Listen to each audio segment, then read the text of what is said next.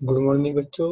आज हम भारतीय समाज जो समाजशास्त्र की आपकी पहली पुस्तक है उसका 5वां अध्याय है, सामाजिक असमानता या विषमता एवं बहिष्कार के स्वरूप, इसको करेंगे। इसके मुख्य बिंदु देखेंगे, इसका अर्थ समझेंगे, जो जो इसमें इम्पोर्टेंट है उन चीजों को ध्यान से देखेंगे। सभी बच्चे अपनी नोटबुक अपने साथ रखें और जो इम्पोर्टेंट बिंदु है या तो उसको लिख ले या उनका स्क्रीनशॉट ले लें। तो पहले पॉइंट से शुरू करते हैं। सबसे पहले, सामाजिक असमानता है क्या? सामाजिक विषमता व बहिष्कार हमारे दैनिक जीवन में प्राकृतिक व वास्तविकता है। यानी कि हमारे जो दैनिक जीवन में जो विषमता होती है ये प्राकृतिक है, ये विद्यमान ही है।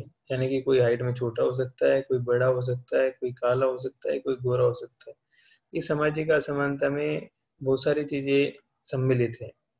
कोई अमीर हो सकता है, कोई गरीब हो सकता है, किसी का एक हाथ ना हो, किसी का हो सकता है। तो ये सब सामाजिक असमानता के अंतर्गत ही चीजें आती है। कुछ इसमें व्यक्तिगत भी होती है, कुछ सामाजिक भी होती है। तो व्यक्तिगत जो होगी वो व्यक्तिगत ही रहेगी, बाकी सामाजिक अलग हो जाएगी। जैसे आप सामाजिक असमानता में ले सकते हो, जैसे ब्राह्मण, क्षत्रिय और जो 4 वर्ण हमें इससे पिछले अध्याय में पढ़े थे वो सब इसके अंदर आ जाते हैं।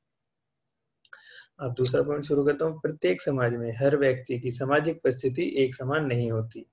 समाज में कुछ लोगों के पास तो धन, संपत्ति, शिक्षा, स्वास्थ्य, सत्ता और शक्ति जैसे साधनों की अधिकता होती है, तो दूसरी ओर कुछ लोगों के पास इनका नितांत अभाव रहता है। तो कुछ लोगों की स्थिति बीच की होती है। यानी कि 3 स्थिति, सामाजिक परिस्थिति की अगर हम बात करेंगे तो समाज में 3 तरह के लोग मिलेंगे। एक वो जो साधन संपन्न होंगे। साधन संपन्न कैसे? जिनके पास ज्यादा धन होगा, ज्यादा संपत्ति होगी, शिक्षा, उन्होंने उच्च शिक्षा प्राप्त की होगी, स्वास्थ्य सुविधाएं उनको आसानी से उपलब्ध होगी, सत्ता उनके पास होगी। सत्ता मतलब वो शासन खुद चलाते हैं और शक्ति उनके पास होगी। कुछ ऐसे लोग होंगे जिनके पास कुछ नहीं होगा। तो यानी एक तरीके से एक अमीर वाली श्रेणी होगी, दूसरी गरीब वाली श्रेणी होगी। और इन दोनों के अलावा एक तीसरी श्रेणी है जो मध्यम में, यानी कि उनके पास धन गरीब से तो ज्यादा है पर अमीर से कम है। तो 3 श्रेणियां हो गई, मध्यम, उच्च और निम्न। अब सामाजिक विषमता व बहिष्कार सामाजिक इसलिए है, ये आप क्वेश्चन आ सकते हैं कि सामाजिक विषमता व बहिष्कार सामाजिक क्यों है। इसके 3 कारण है कि सामाजिक विषमता या बहिष्कार सामाजिक क्यों है। पहला कारण देखते हैं, सामाजिक विषमता या बहिष्कार सामाजिक क्यों है। इसका ये व्यक्ति से नहीं, समूह से संबंधित होती है। जो भी सामाजिक विषमता होगी ये किसी एक व्यक्ति से संबंधित नहीं होगी, ये पूरे समूह से संबंधित होगी। क्योंकि जब हम समाज की बात करेंगे तो समाज में एक व्यक्ति तो रहेगा, तो जब सामाजिक विषमता होगी तो हम पूरे समाज में उसका नजरिया देखेंगे। खाली एक व्यक्ति या 2 व्यक्ति पे अगर कोई प्रभाव आ रहा है तो उसको हम छोड़ देंगे। पूरे समाज पर उसका क्या प्रभाव पड़ रहा है, समाज के एक बड़े हिस्से पर या बड़े तबके पर उसका क्या प्रभाव है, उसको हम देखेंगे। दूसरा पॉइंट है, यह व्यवस्थित व संरचनात्मक है। यानी ये व्यवस्थित है, यानी पहले से ही डिसाइडेड है कि व्यवस्था ऐसी रहेगी कि जो असमानता या बहिष्कार जिसके साथ किया जाएगा वो पहले से ही प्लान्ड होगा, ये तरीके से सुनियोजित होगा। सुनियोजित किस तरीके से होगा? मान लिया अगर हमें समाज से किसी का बहिष्कार करना है तो हम पहले ही विधान बना देंगे, कानून बना देंगे कि अगर इस किसी भी व्यक्ति ने इस तरीके का कोई पाप किया या चोरी की या डकैती की तो उसको हम समाज से बाहर कर देंगे। तो पहले से ही सुनिश्चित होगा, संरचना उसकी तैयार होगी कि कैसे किसको समाज समाज से बाहर करना है या कैसे उसको बाहर किया जा सकता है। और तीसरा पॉइंट इसके अंदर ये आर्थिक नहीं है। क्योंकि सामाजिक विषमता आर्थिक क्यों नहीं है? क्योंकि इसमें इससे कोई मतलब नहीं होगा कोई अमीर है या गरीब। अगर मान लिया एक आदमी ने किसी की हत्या कर दी, चाहे वो अमीर हो या वो गरीब हो, न्याय विधान सबके लिए समान है तो उसको दंड बराबर मिलेगा। अगले पॉइंट पे चलते हैं। सामाजिक संसाधनों को 3 रूपों में विभाजित किया जा सकता है। जो हमारे सामाजिक संसाधन है वो 3 रूपों में होंगे। पहला, भौतिक संपत्ति एवं आय के रूप में आर्थिक पूंजी। आर्थिक पूंजी हमारी कौन सी होती है आपको पता है? ये बहुत इंपॉर्टेंट पॉइंट है, इसको जो जरूर से जरूर लिखो। सामाजिक संसाधनों को 3 रूप में विभाजित किया जाता है। पहला है भौतिक संपत्ति एवं आय के रूप में आर्थिक पूंजी। आर्थिक पूंजी हमारी वही होती है जो पूंजी हमारे पैसों से संबंधित होते हैं। भौतिक संपत्ति यानी जो हमें दिखाई दे, चाहे वो सोना हो, चांदी हो, जमीन हो। और आय मतलब जो हम आय प्राप्त करते हैं वो।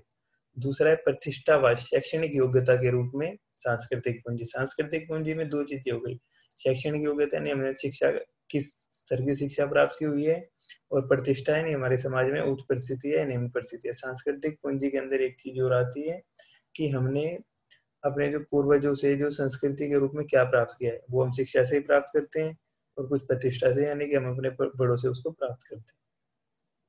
सामाजिक संगतियों व संपर्कों के जाल के रूप में सामाजिक पूंजी। सामाजिक पूंजी के अंतर्गत क्या होता है कि समाज में हमारी क्या इज्जत है, समाज में हमारा बोलचाल कैसा है, समाज में हम एक दूसरे से संपर्क कैसे बनाते हैं, ये सब हमारी सामाजिक पूंजी के अंतर्गत आते हैं। तो सामाजिक संसाधनों को 3 रूपों में विभाजित किया जाएगा।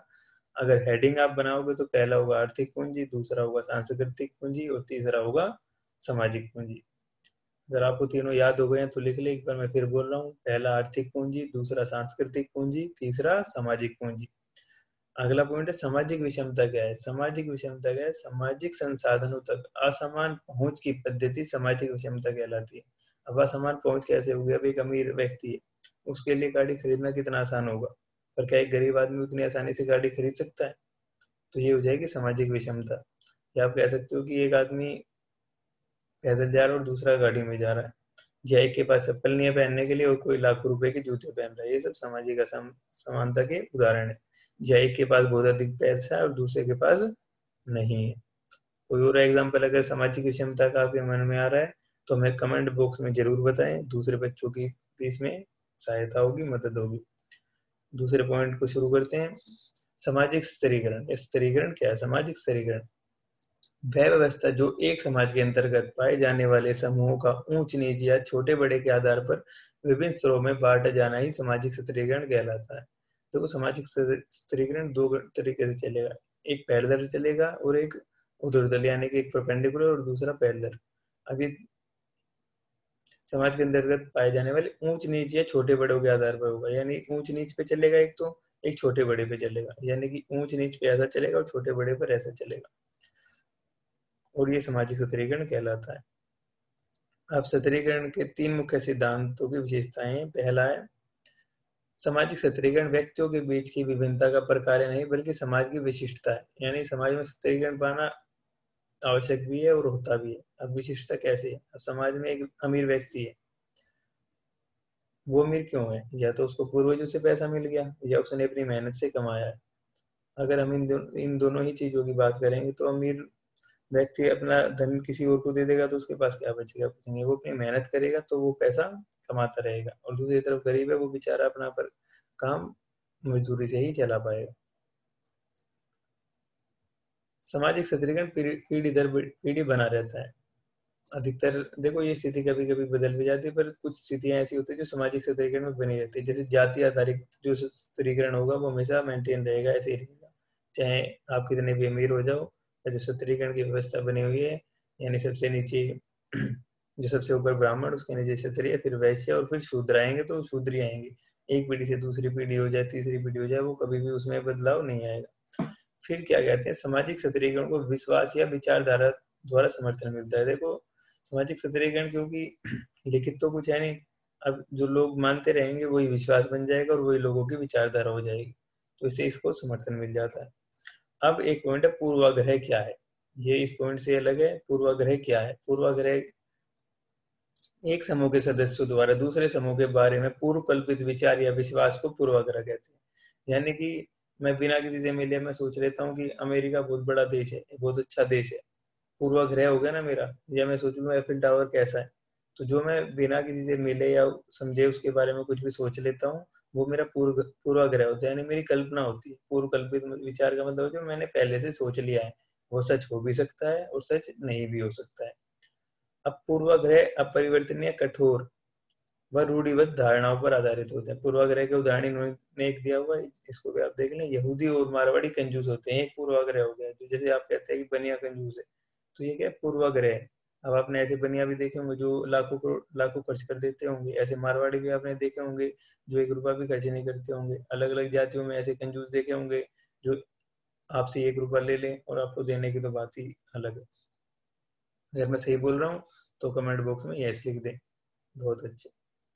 पूर्वाग्रह अपरिवर्तनीय, कठोर व रूढ़िबद्ध धारणाओं पर आधारित होते हैं। जो भी पूर्वाग्रह होते हैं उनमें परिवर्तन होना बहुत मुश्किल होता है, यानी कि जो पूर्वाग्रह बना लिया गया है उसमें परिवर्तन करना बहुत मुश्किल हो जाता है। अपरिवर्तनीय का मतलब ये होता है कठोर होते हैं, यानी कि जो सोच लिया वो उस पर अड़े रहेंगे। और रूढ़िबद्ध होंगे। रूढ़िबद्ध क्यों होंगे? क्योंकि उस पर लोगों का विश्वास हो जाएगा कि हाँ अगर ये बात सच है तो ये सच्ची रहेगी।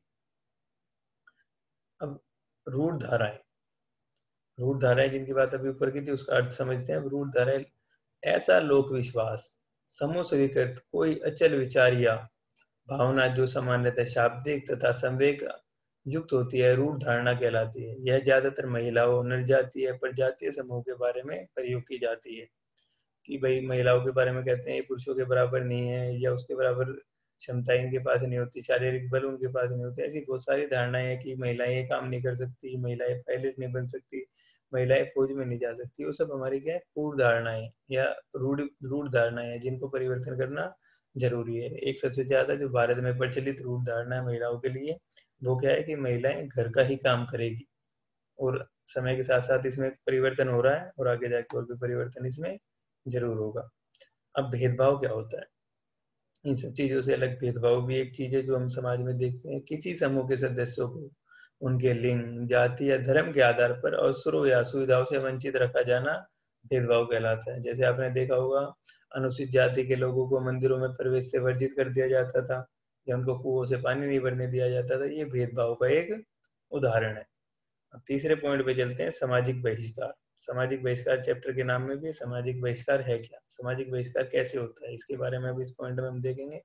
वह तौर तरीके जिनके जरिए किसी व्यक्ति या समूह को समाज में पूरी तरह घुलने मिलने से रोका जाता है या अलग रखा जाता है, यह आकस्मिक न होकर व्यवस्थित तथा अनैच्छिक होता है। व्यवस्थित होता है क्योंकि कोई, जैसे इससे पहले भी मैंने बताया था, व्यवस्थित क्यों होगा कि कोई ना कोई जुल्म किया होगा उसने, जिसकी वजह से उसको बाहर किया जा रहा है। अनैच्छिक होगा, कोई भी व्यक्ति नहीं चाहेगा कि उसको समाज से बाहर किया जाए।